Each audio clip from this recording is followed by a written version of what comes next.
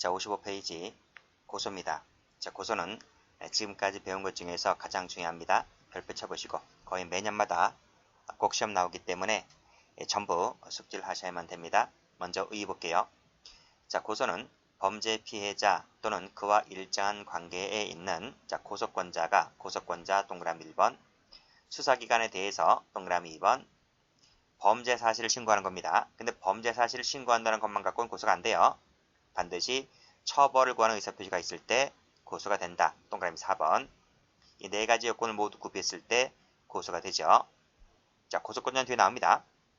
근데 이 고소가 고발과 어떠한 차이가 있을까? 가장 큰 차이는요. 주체 문제인데 고발은 주체가 제3자다. 그 점에서 고소와 달라요.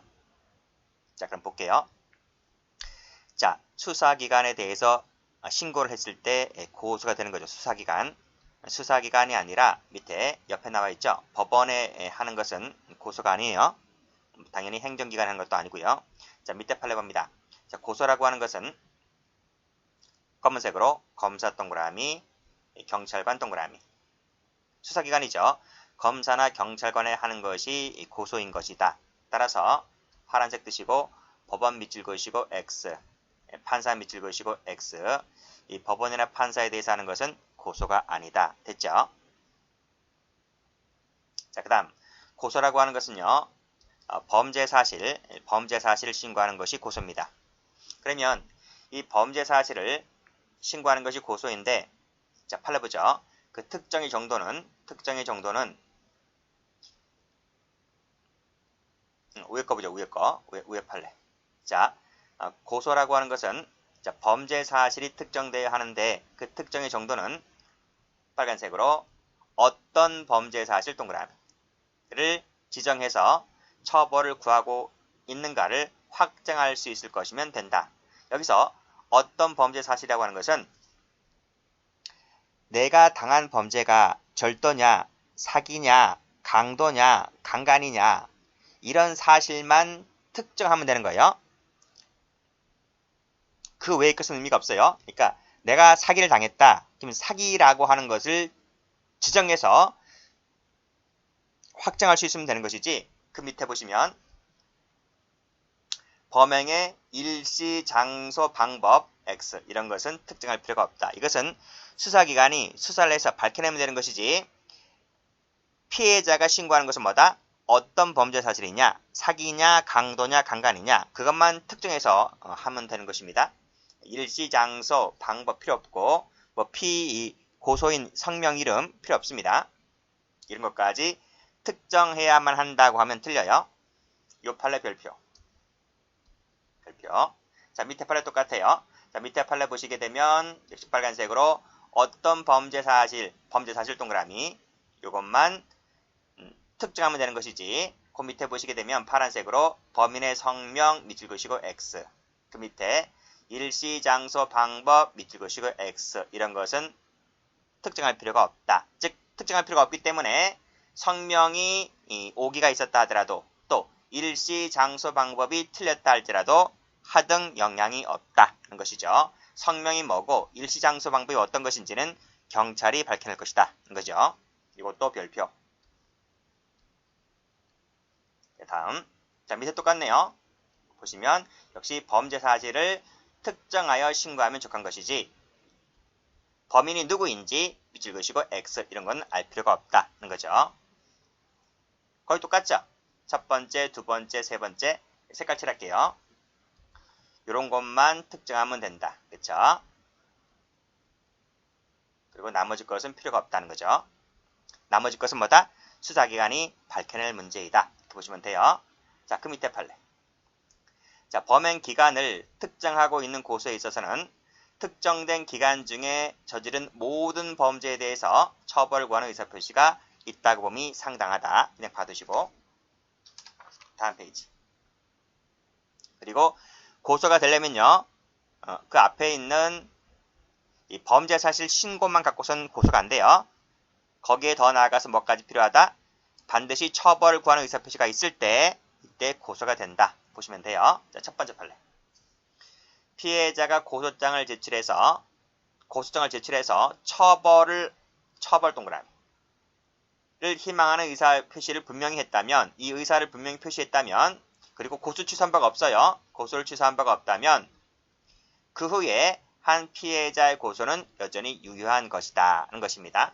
비록 가로 열고 고소 전에 피해자가 처벌을 원치 않았다 할지라도 마음이 바뀔 수가 있잖아요. 마음이 바뀌어서 고소장을 제출했고 그리고 고소를 취소한 바가 없다면 여전히 그 고소는 뭐다?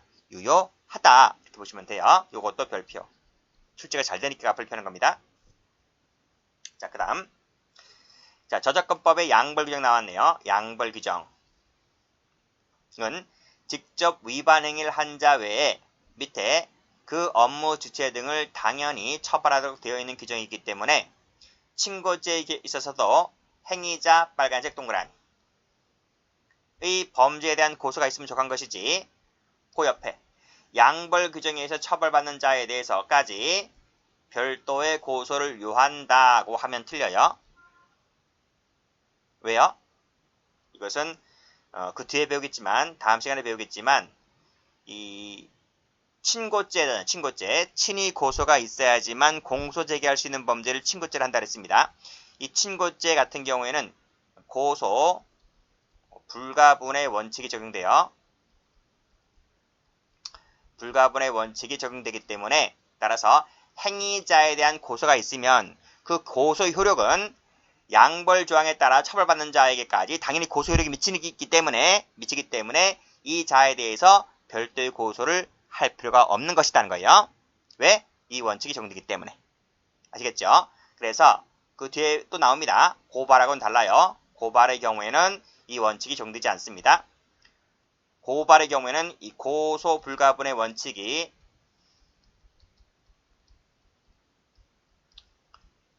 적용되지 않기 때문에 그때는 개별적으로 해야 돼요. 개별적으로 고발을 각각 해줘야 된다는 거죠.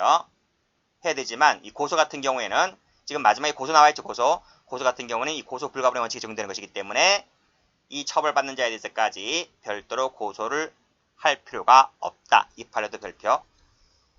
자, 이 고발 같은 경우는 몇 페이지에 나와 있는가 하면 이렇게 필기만 해두시고 페이지를 적으시는데 페이지 68페이지죠. 68페이지 판례가 두 개가 있어요. 두 개가 있는데 그 위에 판례랑 비교해서 공부를 해주시면 될 것 같아요. 이건 다음 시간에 볼 겁니다. 자, 다음. 그리고 고소라고 하는 것은 자, 왼쪽에서 처벌을 구하는 의사표시가 있을 때 고소가 된다고 했었잖아요. 따라서 단순히 뭐다? 피해 사실을 신고하는 것만 갖고서는 X 고소라고 볼 수가 없다. 왜요? 처벌 의사표시가 처벌 의사표시가 빠져있기 때문에 단순한 신고만 갖고서는 고소라고 볼 수가 없다. 이 판례도 출제가 잘 되는데 쉬운 판례이기 때문에 놔두겠습니다. 됐고 밑에 판례. 자, 비록 고소인이 사건 당일 간통이 중요한 건 아니에요. 어떤 범죄 사실을 신고하면서 왜 간통이 의미가 없는가 하면 간통은 폐지가 됐잖아요. 그래서 별 의미가 없는데 이 간통이 중요한 것이 아니라 어떤 범죄 사실을 신고하면서 그렇죠? 출동한 경찰관에게 고소장을 교부했다 할지라도 경찰서에 도착해서 최종적으로 고소장을 접수시켜야 되는데요. 고소장을 접수시키지 않았어요. 않았다. 결국 시키지도 않았고 결국 고소장을 반환받은 것이라면 그때는 고소장이 적법하게 수리가 된 것이 아니기 때문에 그렇죠? 적법하게 수리가 된 것이 아니기 때문에 이것은 고소효력이 발생했다고 볼 수가 없다는 것입니다. 됐고 그 다음 여기까지는 사실관계인데요. 쭉 읽어보시고 피해자가 경찰청 홈페이지에 피고인을 철저히 조사해달라는 취지의 민원을 접수했습니다. 파란색으로 철저히 조사 세무쳐시고 철저히 조사해달라고 한 것이 처벌을 구하는 의사표시를 했다고 볼 수 있나요? 이것은 옆에 조사를 촉구하는 의사표시를 불과한 것이지 처벌을 구하는 의사표시라고 볼 수가 없기 때문에 이것은 뭐다? 적법한 고소라고 볼 수가 없다는 것이 판례입니다. 됐죠? 중요한 것은 맨 위에 판례 이 두 가지 여기까지 세 번째도 별표 쳐볼게요. 첫 번째, 두 번째, 세 번째 판례 꼭 좀 정리를 해두시고 성격법입니다. 성격. 자, 비친고죄는 친고죄가 아닌 것을 비친고죄라 해요. 고소는 그냥 단서에 불과할 뿐이다. 그렇지만 이 친고죄 같은 경우에는 고소가 있어야지만 공소제기할 수 있기 때문에 친고죄의 고소는 뭐다? 단서일 뿐만 아니라 소송 조건도 된다고 봅니다. 자, 다음 법률행위적 소송행위다. 이 법률행위라 그랬어요. 법률행위. 고소라고 하는 것은 내가 왜 고소를 합니까? 수사기관에게 수사해서 저 사람을 처벌해 달라는 이런 법적 효과를 기대하고 고소를 하는 거잖아요. 그냥 심심해서 하는 게 아니잖아요. 그래서 고소인에게는 내가 고소를 해서 저 사람을 처벌받게 하겠다는 생각을 갖고 고소하는 것이기 때문에 뭐가 있어야 돼요? 소송행위 능력, 즉 고소 능력이 있어야 되는데 이 고소 능력은 그 다음 페이지에서 보겠지만 뭐다? 사실상의 의사 능력만 있으면 족하다. 라고 보는 것이 판례입니다. 내가 고소를 한다. 고소해서 처벌받게 하겠다. 이런 의사표시, 이런 능력, 이것이 사실상의 의사 능력인데 이것은 보통 초등학교 다니는 학생이면 전부 다 구비가 된다고 보고 있어요. 그 점에서 민법상 행위 능력과 구별된다 보고 있죠. 행위 능력은요. 이거 모르시는 분이 있어서 말씀드리는데 민법이죠. 민법의 행위 능력이라고 하는 것은 민법상 미성년자 있죠. 미성년자 19세 미만자를 말하는데요. 이 사람은 행위 무능력자예요. 행위 무능력자. 그래서 행위 능력이 없어요. 행위 무능력자이기 때문에 이 사람은 재산적 거래 능력이 없어요. 재산상 거래 행위를 할 수가 없다. 그래서 자동차를 살 수가 없고요. 단독으로 부동산 거래를 할 수가 없고 그래요.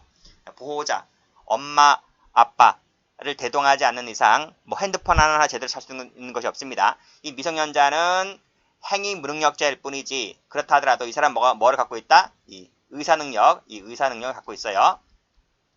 갖고 있기 때문에 이 사람은 뭐다? 소송 행위 능력, 고소할 수 있는 능력이 있다. 이렇게 보시면 됩니다. 자, 이거랑 비교하시고요. 자, 다음 페이지 보시죠. 이 판례 별표. 자, 고소를 함에 있어서는 고소 능력이 있어야 되는데 그 고소 능력이라고 하는 것은 빨간색으로 사실상의 의사 능력 동그라미. 이것이 있어야 된다. 따라서 밑에 행위 능력이 없는 자라 할지라도 방금 봤죠?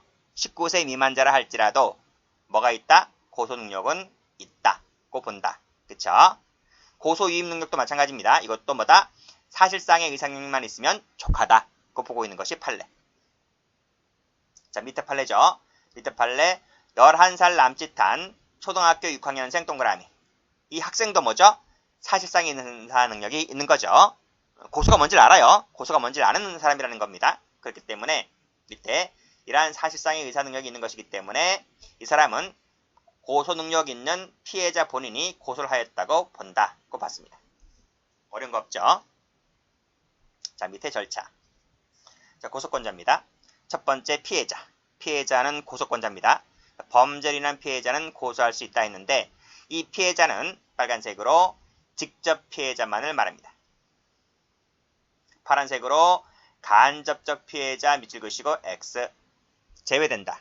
그래서 사기죄에서 피해자에게 채권 있는 자, 처가 강간당했을 때 그때 그 남편은 간접적 피해자이기 때문에 고소권자가 될 수가 없어요. 왜 직접 피해자만 되고 간접적 피해자는 제외되냐면 이 간접적 피해자까지 포함시켜버리게 되면 고소 고발이 구별이 어려워집니다. 그래서 이 피해자는 직접 피해자만을 말한다. 이렇게 보시면 돼요. 자, 밑에 3번 일신전속적이기 때문에 상속이라든지 양도가 안 되고요. 판례 봅니다. 자, 명의신탁 나왔네요. 명의신탁. 그랬을 때 대외적 관계에서 누가 소유자입니까? 수탁자가 소유자잖아요. 그렇기 때문에 고소할 수 있는 능력 역시 마찬가지로 빨간색으로 수탁자만이 가능하다. 동그라미 치시고. 근데 여기 나왔네. 일신 전속적이기 때문에 상속이나 양도 대상이 될 수가 없지만 예외가 있어요. 예외. 밑에 특허권, 저작권 같은 경우에는 뭐다? 그것이 이 권리 이전이 가능하다. 따라서 고소권도 이전이 된다고 보고 있네요. 이것은 어디까지나 예외입니다. 자, 다음 페이지. 자, 두 번째로서 법정 대리인이죠. 법정 대리인이라고 하는 것은 이것은 피해자가 미성년자일 때 그런 거예요. 피해자가 성년자라면 법정 대리인이 나올 필요가 없어요. 피해자가 미성년일 때 법정 대리인이 등장한다. 이 법정 대리인은 친권자, 후견인을 말합니다. 친권자는 누구죠? 부모죠, 부모. 후견인은요, 삼촌 같은 분입니다. 친권자가 없을 때 그 재산 관리인이 이 법률 행위를 대리하는 사람, 보통 이제 삼촌 등이 그 대표적인 예가 되는 것이고요. 그래서 이 법정 대리인은 고소 당시에 있어야 된다. 뭐 중요한 건 아니고 보통 친권자, 후견인 이 정도만 알고 계시면 되는데요. 자, 전문가입니다. 피해자의 법정 대리인 독립해서 고소할 수 있다 했는데 이게 무슨 뜻인가? 성질을 보시게 되면 두 가지가 있어요. 독립해서 고소할 수 있다는 말은 독립대리권서를 인정한 것이다 하는 견해가 있고, 아니다, 고의권서를 인정한다는 견해가 있는데, 여러분들은 2번 체크. 빨간색으로 요 밑줄 쫙. 밑에 판에 나와있죠? 밑에 판의 별표. 자, 빨간색으로 두 번째 줄에 고의권 동그라미. 그래서 고의권서라는 거예요. 자, 무슨 얘기냐? 판례부터 먼저 봅니다. 법정 대리는 피해자의 고소권 소멸 여부와 관계없이 고소할 수가 있다. 명시한 의사에 반해서도 고소할 수가 있다. 이게 고의권설인 거예요. 만약에 고의권설이 아니라 학설이 주장하는 것처럼 독립대리권설이라 하면 달라져요. 독립대리권설을 보게 되면 피해자의 고소권이 소멸되면 당연히 법정 대리인 고소권도 소멸되는 거예요. 그리고 피해자의 명시한 의사에 반해서 행사할 수가 없어요. 독립되는 것을 보게 되면. 근데 고의권설을 보는 것이기 때문에 피해자, 즉 미성년자의 고소권이 소멸했다 하더라도 그와 별도로 법정 대리인 고소권이 소멸하지 않았다면 당연히 고소할 수 있는 것이고요. 미성년자의 의사에 반해서도 법정 대리인 부모가 고소한다고 하면 고소할 수 있는 거예요. 이게 고의권설입니다. 왜 그래요? 자, 다시 올라가 볼게요. 법정 대리인 고소권은 무능력자의 보호를 위한 것이다. 그랬어요. 그래서 미성년자가 판단을 잘못하니까, 그쵸? 그 부모님이 권리를, 본인의 권리죠. 부모님 본인의 권리를 행사하는 것이다. 거예요. 그러니까 피해자, 미성년자인 피해자의 권리를 대신 행사하는 것이 아니라 부모님의 본인의 권리를 행사하는 것이다. 여기서만 그래요. 이 고소 파트에서만 고의권설이지 그 다른 데에서는 전부 다 무조건 대리권설입니다. 아시겠죠? 여기서만 고의권설 받으시면 돼요. 그래서 빨간색으로 색깔 칠할게요. 요거 색깔 칠하시고 여기서만 고의권설이라는 거예요. 자, 밑에 판례.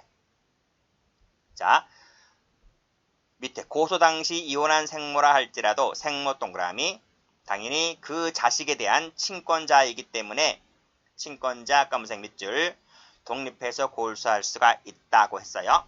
그래서 위에 가보니까 모자 관계는 호족에 입적되어 있는지 여부와 관계없이 자식의 출생으로 당연히 법률상 친자 관계가 형성되는 거잖아요. 엄마는 내 배 아파서 내가 난 자식이잖아요. 그렇기 때문에 인지라는 것이 필요가 없어요. 인지라는 걸 따지지 않고 그 아이는 무조건 내 자식이기 때문에 당연히 친권자로서 독립해서 고소할 수가 있다. 반면에 생부 있잖아요. 생부는 인지라는 절차가 필요하잖아요. 인지라는 절차가 필요해서 내 호적에 올렸을 때 내 자식이 되는 것이지. 근데 엄마는 뭐다?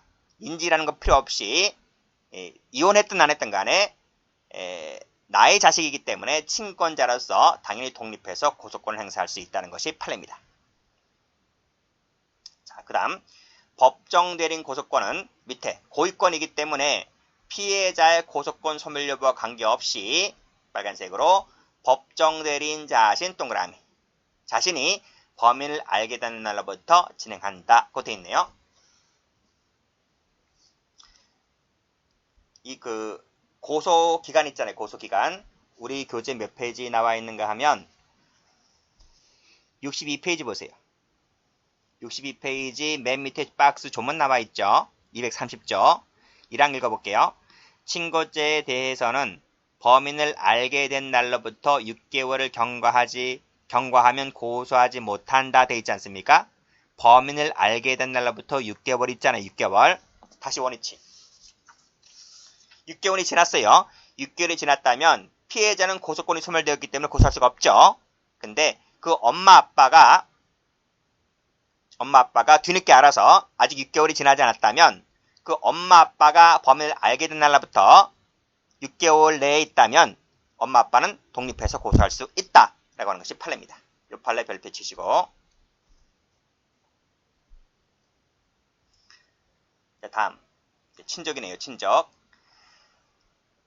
조문 갑니다. 피해자가 사망했습니다. 사망했으면 그 배우자, 그 다음에 직계 친족, 형제 자매가 고소할 수 있다. 그 다음 끊고 이때 피해자의 명시한 의사에 반하지는 못한다는 거예요. 반하지는 못한다. 의사에 반하지는 못한다. 자, 피해자가 죽었어요.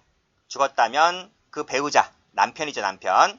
직계 친족이라고 하는 것은 엄마, 아빠, 할머니, 할아버지, 외갓댁, 그쵸? 외할머니, 외할아버지, 직계 친족이 고소할 수 있고 형제자매가 고소할 수 있어요. 근데 이때 중요한 것은 명시한 의사에 반해서 하지는 못해요.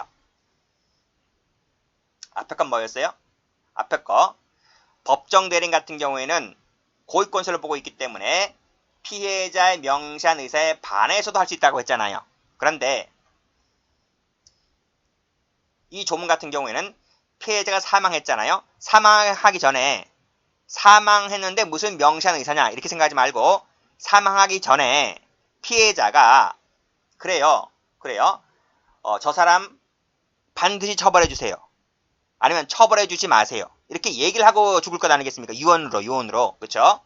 유언으로 그런 유언을 취지를 남겼다면 그 배우자나 직계친족, 형제자매는 그 사망자의 유언에 따라서 그 의사에 반해서 반하는 행위를 하지 못한다고 하는 것이 바로 이 조문입니다. 이 조문. 그래서 이것도 좀 봐두셔야 돼요. 그래서 단서조항에서 피해자 명시한 의사에 반해서도 할 수가 있다 하면 틀려요. 기억해 두시고. 자, 다음. 자, 밑에 조문. 조문 제목에서 동전이라고 하는 것은 앞에 조문 제목과 똑같다는 거예요. 자, 피해자의 법정 대리인이 피의자다. 이 무슨 말이지? 앞에서 법정 대리인이 친권자 후견인이라 그랬잖아. 그 친권자가 자기 딸을 강간해요. 후견인이 이 피해자를 강간한단 말이죠. 또는 후견인의 자식이 이 아이를 강간한다는 거예요. 그럴 수 있잖아요. 또 법정 대리인 친족이 피의자다. 그럴 수 있죠. 그랬을 때는 피해자의 친족인 거예요. 요 피해자의 친족이 독립해서 고소할 수가 있습니다. 피해자입니다. 여기서 피해자의 친족인 것이지 피의자, 이 말 한 글자 바꾸면 틀려요.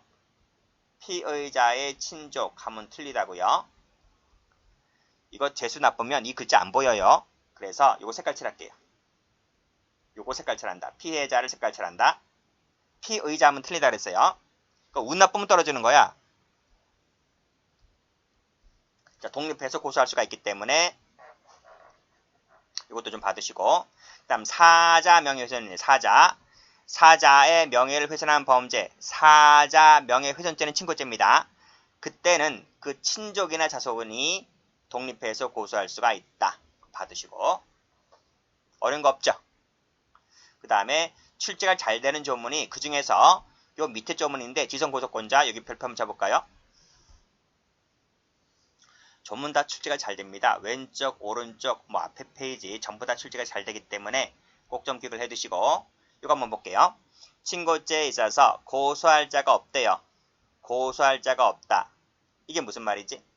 왜 고소할 자가 없지? 이럴 수가 있잖아요. 여기서 피해자가 사망했다 그랬어요. 피해자가 사망했는데 이 사망자의 가족이 하나도 없어요. 그럴 수 있잖아. 그럼 고소할 자가 없는 거잖아. 그치? 근데 이 피해자가 사귀던 남자가 있었다. 그쵸? 이 피해자가 강간 당해서 뭐 죽을 수도 있잖아요. 그랬는데 그 여자가 사귀던 남자가 있었다면 그 남자에게 그 이해관계의 신청이 있다면 그 검사는 10일 내에 고소할 수 있는 자, 그 피해자가 사귀던 그 애인, 그쵸? 남자친구, 그 사람을 고소권자를 지정하여야 한다. 밑줄 짝 것이고. 요 사례가 밑에 나와 있어요. 보시면, 자, 7번 체크하시고, 자, 검사가 고소하는 게 아닙니다. 검사가 고소권자가 아니라 검사가 지정한 자가 고소권자가 되는 거예요. 그래서 약혼녀가 있는데 약혼녀가 죽었다는 거죠. 그쵸? 친족도 없이 죽었어요. 그랬을 때 그 약혼자를 검사가 고소권자로 지정해서 이 약혼자가 뭐한다? 고소할 수 있는 것이다. 이런 말이에요. 중요한 것은 여기서 이렇게 하면 틀려요. 검사가 고소하여야 한다 하면 틀려요. 검사가 고소하는 것이 아니라 밑에 검사가 지정한 자가 고소하는 거예요. 그리고 또 중요한 것이 10일입니다. 10일. 10일에다가 색깔 칠하시고 10일. 그래서 7일 하면 틀려요. 보통 7일이 제일 출제를 잘 되죠. 그렇죠? 7일이라는 숫자가 뒤에서 계속 많이 나옵니다. 그렇기 때문에 수험생이 이 공부를 많이 하다 보면 헷갈릴 수가 있기 때문에 7일로 오해할 수가 있는데 7일이 아니라 뭐다? 10일이다. 10일. 10일 정리하시고. 그래서 이 조문에서 나올 수 있는 것은 뭐다? 고소할 자가 없을 때 검사가 고소하는 것이 아니라 검사는 고소할 수 있는 자를 지정할 수밖에 없는 거죠. 근데 지정하여야 한다 그랬어요. 이것도 색깔 칠하시고. 어떻게 나와요? 지정할 수 있다. 이렇게. 뭐뭐 지정할 수 있다. 이렇게 해도 틀려요. 그래서 총 3가지 나오네. 검사가 고소한다. X. 10일입니다. 10일. 10일이 아니라 7일 하면 X. 지정하여야 한답니다. 할 수 있다면 X. 이렇게. 됐죠? 자, 다음.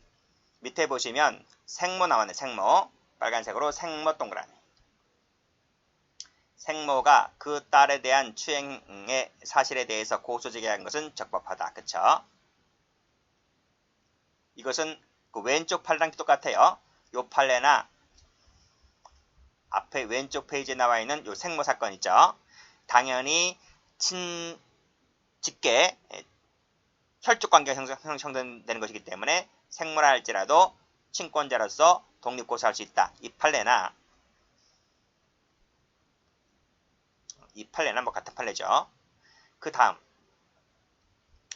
남편 갑이 식물 상태가 되어서 금치산 선고를 받았습니다. 근데 그 아내가 바람났어요. 바람났다라고 했을 때 그때 그 자식이죠. 자식. 이 식물인간 상태가 되어서 금치산 선고받은 자가 자기 자식이거든.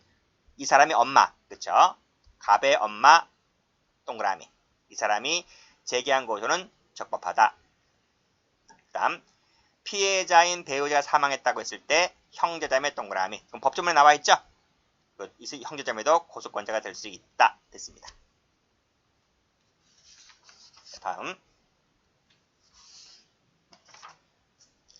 자, 고소의 방법 볼게요. 자, 고소의 방법은 자, 서면 밑줄 그시고 구술 밑줄 그시고 둘 다 가능합니다. 서면 또는 구술로서 검사나 경찰관에게 하여야 하는데 이때 구술로 할 때는 경찰관이 뭐다? 조서를 작성합니다. 그쵸? 조서를 작성해서 서면화하면 되는 거죠. 됐고 그 다음에 고소는요 대리인으로 할 수가 있습니다. 대리인 동그라미 쳐보시고 그 다음 사건 처리 사법경찰관이 고소 고발을 받은 때에는 신속하게 조사해서 관계서류와 증거물을 검사 동그라미 치시고 에게 송부하여야 하는 겁니다. 법원 하면 틀려요. 이것도 기출된 적이 있습니다. 법원이 아니라 검사에게 송부를 한다. 자, 검사가 이 사건을 수사할 때는 고소 고발을 수리한 날로부터 빨간색으로 3개월 이내 동그라미. 완료해서 공소제기 여부를 결정해야 돼요. 그쵸? 공소제기 여부를 결정한다. 그리고 검사가 공소를 제기하거나 제기하지 아니하거나 그 다음에 타관 성취, 공소를 취소하거나 타관 성취 처분을 한 때는 그 날로부터 7일입니다. 빨간색으로 7일 동그라미 이내에 그 취지를 통지를 해야만 한다. 그 다음 사법경찰관이 이 범죄를 수사할 때는 고소고발이 있는 날로부터 빨간색으로 2개월 이내 동그라미 수사를 하여야 한다. 마쳐야 한다네. 마쳐야 한다. 자, 색깔 칠해볼까요? 여기 3개월 색깔 칠하시고 그 다음에 맨 밑에 2개월 색깔 칠하시고 달라요. 보세요. 검사가 고소고발 사건에 대해서 수사할 때는 그 수리한 날로부터 3개월 내에 수사를 마치라 그랬어요. 맞지? 수사를 마치라. 수사를 마쳐라. 3개월 내에 수사를 마쳐라. 근데 경찰관은 2개월이에요. 2개월. 검사는 3개월. 경찰은 2개월. 맞춰야 한다. 됐어요? 됐어요. 그 다음 공소제기 제기하지 아니하거나 취소하거나 타관 성취 처분한 때는 이때는 며칠이다? 빨간색으로 이때는 7일이다. 색깔 칠하시고 3개월 밑에 2개월 여기 7일 7일 숫자 받으셔야 돼요. 그리고 위에 건 됐지? 검사 됐고 자, 다음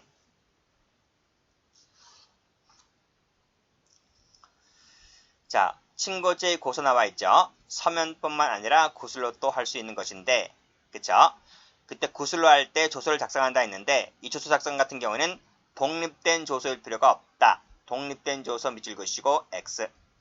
그러니까 고소 조서를 따로 만들 필요는 없다. 이란 말입니다. 그냥 그 진술에 처벌을 구하는 의사표시가 담아있고, 그쵸? 처벌을 요구한다는 의사표시가 담아있고, 그 의사표시가 조서에 기재가 되면, 그래서 족한 것이지, 따로 고소조서를 만들 필요가 없다는 판례, 이것도 별표. 검은색으로 칠게요. 다음 페이지. 자, 대리 가능하다 그랬고요. 구술 가능하다 그랬습니다. 자, 그 다음. 대리인에 의한 고소일 때는 대리권이 정당한 고소권자에 의해서 수여되었다는 것이 증명되면 충분한 것이지 파란색으로 반드시 위임장 필요 없어요. 반드시 대리라는 표시 이딴 거 필요 없어요. 이것도 별표. 문제집 가면 많이 나와 있습니다. 자, 그 다음. 자, 밑에 똑같아요. 그 진술에서 범인을 처벌하겠다는 의사표시. 그 의사표시가 조서에 기재가 되면 족하다. 왼쪽 페이지, 왼쪽 판례 똑같죠? 자, 그 다음 밑에도 마찬가지입니다. 처벌을 구하겠다는 의사표시를 하였고 이러한 의사표시가 그쵸? 기재가 되었다면 적법한 고소가 된다. 됐습니다. 자, 그 다음 그 의사표시 방법에는 제한이 없기 때문에 그 수사당국이 피해자에 대해서 고소하겠느냐 하지 않겠느냐 그 유무를 확인하는 방법도 가능하다고 봤습니다. 이것도 가능하다. 자, 그 다음 고소라고 하는 것은요.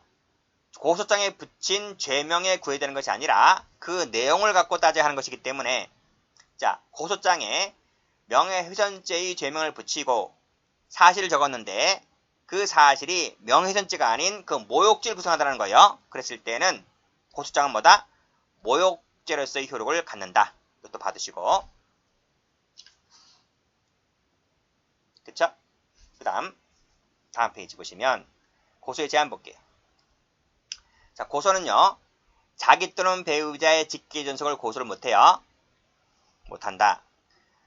직계 비속 아니죠? 직계 비속. 이게 아닙니다. 이건 평등 원칙 위반되는 것이 아닙니다. 우리가 그 살인죄 같은 경우에도 존속 살인죄를 하면 형이 가중되잖아요. 그쵸? 근데 직계 비속을 살해하면 형이 가중되나요? 그런 건 없잖아요. 그러니까 아버지가 자식을 죽인다고 해서 형이 가중되는 거 없잖아요. 그쵸? 근데 자식이 아버지를 죽이면 형이 가중돼요. 그렇다 하더라도 그것은 합리적 이유가 있는 차별이기 때문에 평등원칙 위반되지 않는 거예요. 이것도 마찬가지죠.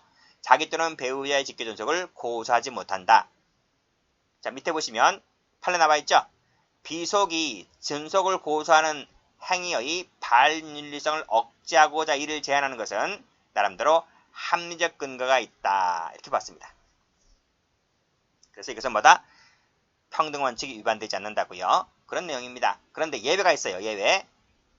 자기 또는 배우자의 직계존속을 고소하지 못하는 것이 원칙이긴 하지만 예외가 있다고요. 그것이 성폭력범죄 동그라미 검은색으로, 가정폭력범죄 동그라미. 이 두 가지는 뭐다? 배우자의 직계존속을, 자기 또는 배우자의 직계존속, 그 밑에도 직계존속을 고소할 수 있다. 이 두 가지 참고로 받으시고요. 자, 됐습니다. 여기까지 하겠습니다.